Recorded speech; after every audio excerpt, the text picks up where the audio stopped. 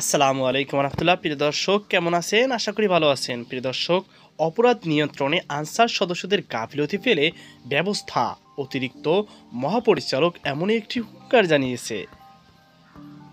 প্রিয় দর্শক, বাংলাদেশ আনসার ও গ্রাম প্রতিরক্ষা বাহিনীর অতিরিক্ত মহাপরিচালক ব্রিগেডিয়ার জেনারেল ফিদা মাহমুদ বলেছেন, দেশের প্রত্যন্ত এলাকায় কোনো কিছু ঘটলে সবার আগে আনসার বাহিনী জানতে পারেন। তাদের ফোর্স প্রতিটি গ্রামে পাড়া মহলায় রয়েছে।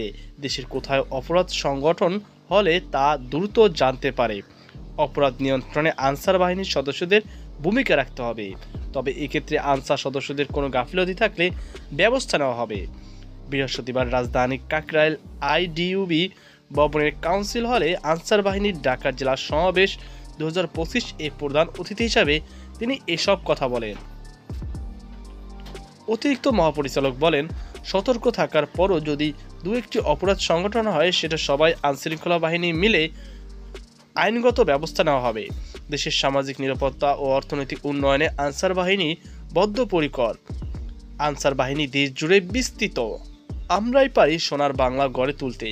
আনসার বাহিনীর প্রতিটি সদস্য সর্বত্র আনুগত্য, সুশৃঙ্খল ও পরিশ্রমের জন্য প্রশংসিত হয়ে আসছেন।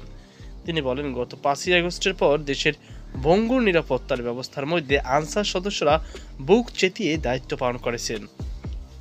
এই সময় দেশের সাধারণ মানুষ সহ পুলিশের থানার নিরাপত্তা ও ট্রাফিক ব্যবস্থা ঠিক রেখেছেন। সর্বোপরি রাষ্ট্রকে বিপর্যয়ের হাত থেকে রক্ষা করেছে।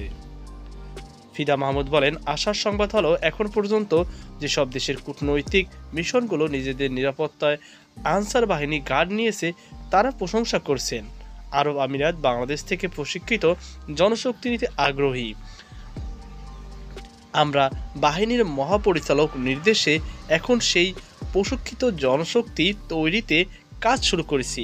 আর্থসামাজিক উন্নয়নে কাজে লাগাতে জাতীয় দক্ষতা উন্নয়ন কর্তৃপক্ষ, বাংলাদেশ শিল্প কারিগরি সহায়তা কেন্দ্র বিট্যাক সহ বিভিন্ন দক্ষতা উন্নয়নমূলক প্রশিক্ষণ কেন্দ্র আনসার বাহিনীর সদস্যদের প্রশিক্ষণ দেওয়া হচ্ছে।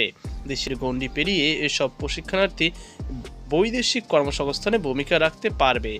আনসার গ্রাম প্রতিরক্ষা বাহিনীর সদস্যদের উদ্দেশ্যে তিনি বলেন, আমাদের বিশাল নেটওয়ার্ক সঠিকভাবে কাজে লাগাতে হবে।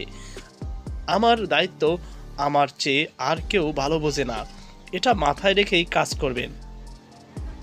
এখন থেকে মাথা উঁচু করে কাজ করবেন, বুক ফুলিয়ে কাজ করবেন।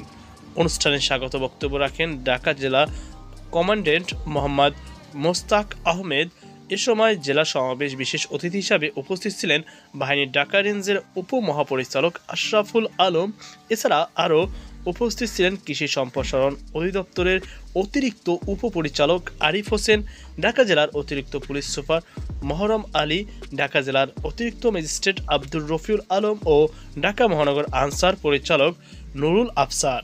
তো প্রিয় দর্শক, এই ছিল আমাদের সর্বশেষ আপডেট। সকল আতঙ্ক আজকে পর্যন্ত। আল্লাহ হাফেজ।